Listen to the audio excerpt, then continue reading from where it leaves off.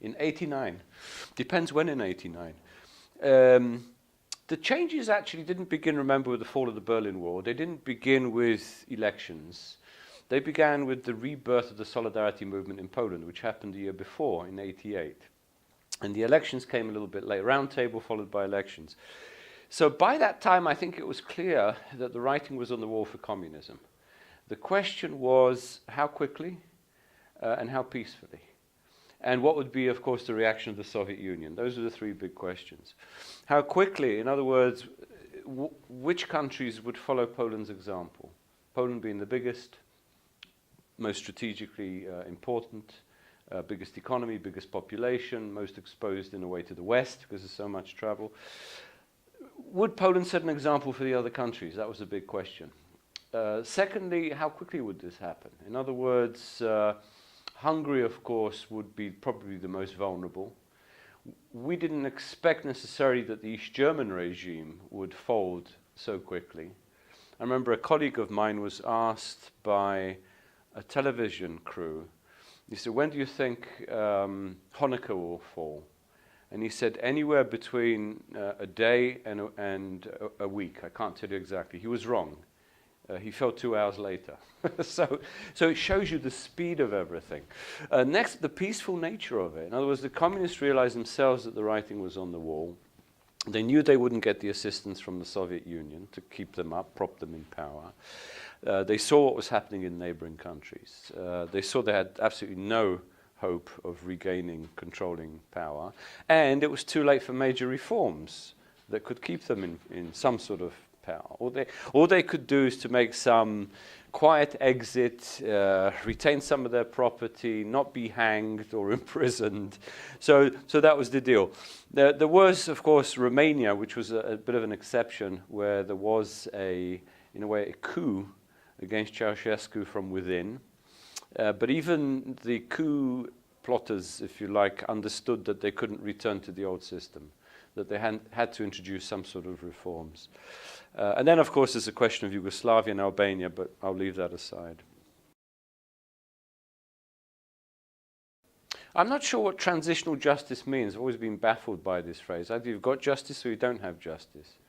Either you have a judicial system that works properly or it doesn't work properly and you have to build one. That's what I presume is meant, that you need to create a proper justice system. Or transitional justice regarding the former communists, that's another way of interpreting it. Does it mean that party officials of different levels, secret police and other party organs have to be excluded from power, as through lustration and other programs? Does it mean that their precise role in communist repression has to be chronicled, reported, investigated, tried, and then imprisoned if they've committed some major crimes? Or does it mean that we simply, let's say, isolate them as much as possible, some of the former high officials, without starting some sort of purge, which could preoccupy the state, which could, which could be interpreted as some sort of political revenge, which could stir a lot of ghosts where there were more collaborators than people would like to think. So it's a tricky problem, and I think it differs between each country.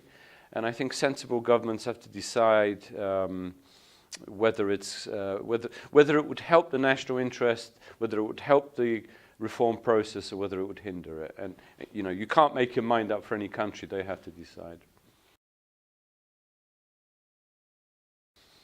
Well, it's important to have both a culture of remembrance, but also a systematization of memory, or systematization of the record of what happened.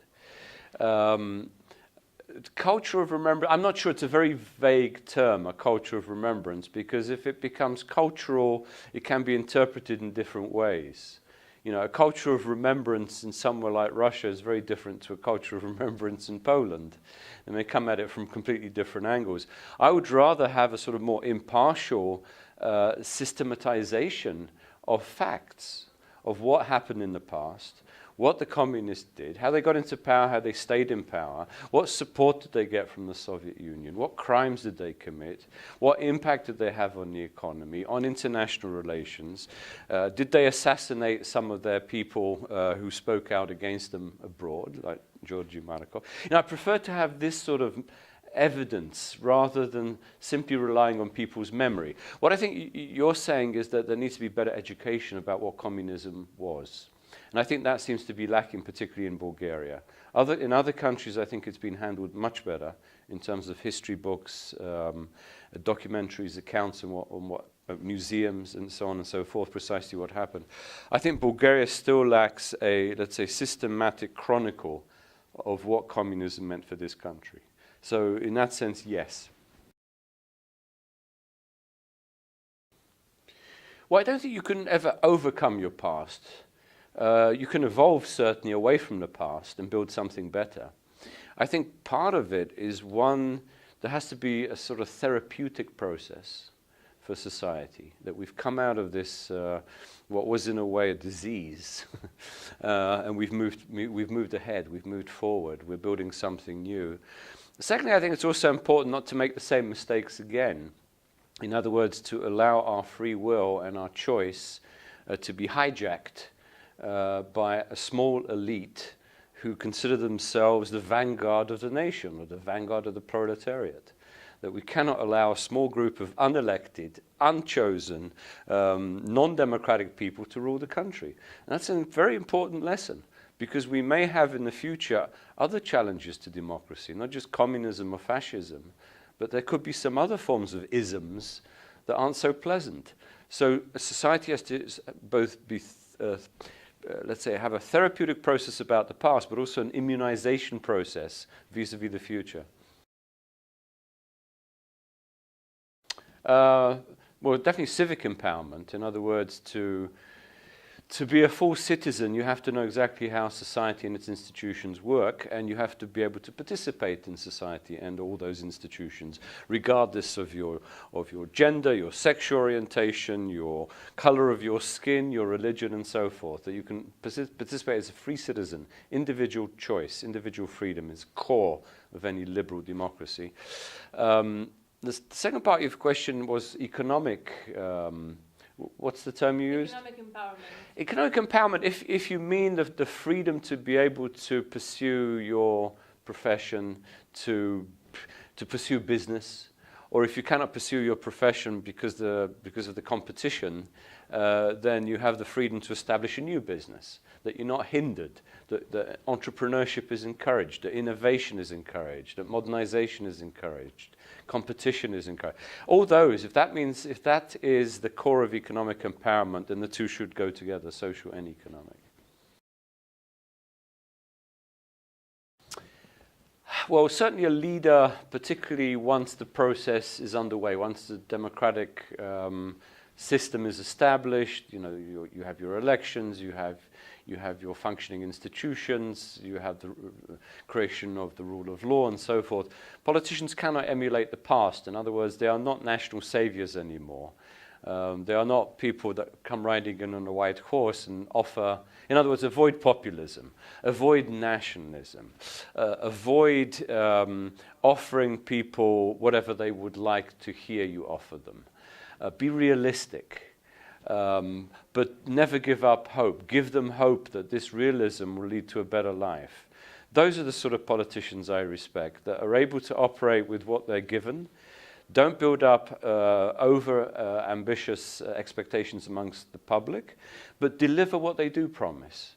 That I can't deliver for you overnight a higher standard of living, but I can help create the opportunities by limiting restrictions on business, by helping to appoint judges that are fair, by minimizing or curtailing corruption in state institutions, and delivering. Those are the sort of politicians I think are absolutely necessary in the transition. Very important role. I would say the main foreign policy tool of the European Union is the prospect of membership in the European Union. Even for Bulgaria, which some say got in a little bit too early because they hadn't fulfilled all the criteria. But they've made it a lot tougher now in the Western Balkans, where some very strict criteria are in place, and so they should be. In other words, you have to meet certain laws, certain rules. You have to harmonize your economies, your standards, your institutions, and so forth in order to qualify. But I would add this, though, that the European Union can do more in terms of encouraging countries, either those that are about to enter or want to enter, or even those that have already entered. Because no country, even some in Western Europe, I would say, are immune to some backsliding, are immune to economic crisis, which could create social unrest, which could propel political extremism. So no country is immune. I think the European Union has to look again at how to handle institutions that maybe are not performing as well as they should. How to handle, for example, this is huge in the European Union, the impact of youth unemployment, because that could have a major impact on political radicalization in the future, in the next few years. So, membership isn't mission accomplished. A lot of it's been done, but continue monitoring, continue assisting, continue talking, continue trying to figure out how to solve new problems that will arise.